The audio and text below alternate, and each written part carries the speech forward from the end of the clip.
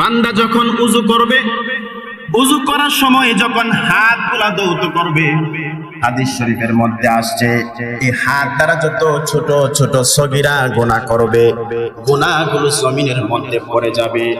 বান্দা যখন কুলি করবে, কুলি করার সাথে সাথে যদি সে গুনাহ করে থাকে, সগীরা গুনাহগুলো পানির সঙ্গে জমিনের মধ্যে পড়ে যাবে।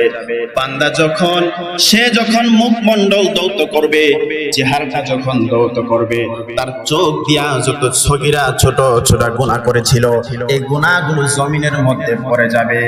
হাত যখন ধৌত করবে, হাত দিয়া যত গুনাহ করছে সগীরা গুনাহ, সমস্ত গুনাহগুলো জমিনের মধ্যে পানির সঙ্গে পড়ে যাবে। পা যখন ধৌত করবে, পা দিয়া যত গুনাহ করছে সগীরা ছোট ছোট গুনাহ, এই গুনাহগুলো জমিনের মধ্যে পড়ে যাবে। সুবহানাল্লাহ।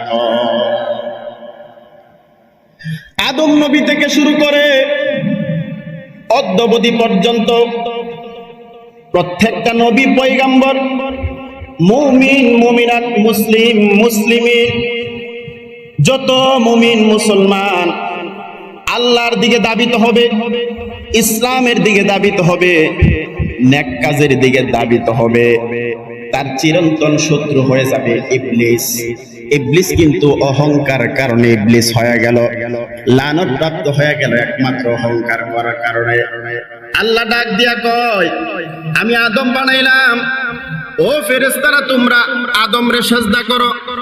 সবাই সিজদা করলো, কিন্তু ইবলিসে সিজদা করলো না। সে অহংকার করলো, আমি আগুনের তৈরি হয়ে কিভাবে আমি মাটির তৈরিকে সিজদা করব। এই অহংকার করার কারণে আল্লাহ তার লানত দিয়া দিছে। লানতের গাঁটটি লইয়া কিয়ামত পর্যন্ত দুনিয়ার মধ্যে মানুষের রোগে রোগে রোগে রোগে বসবাস করবে। তাকে আমার আল্লাহ সেই ক্ষমতা দিয়েছে। মানুষ যখন নেক কাজের দিকে দাবিত হবে, ভালো কাজের দিকে দাবিত হবে, এটা শয়তান বরদাস্ত করতে পারে না। শয়তান চায় আমি তাকে গুমরাহির দিকে নিয়ে যাব, শয়তান মানুষের ভালো দেখতে পারে না।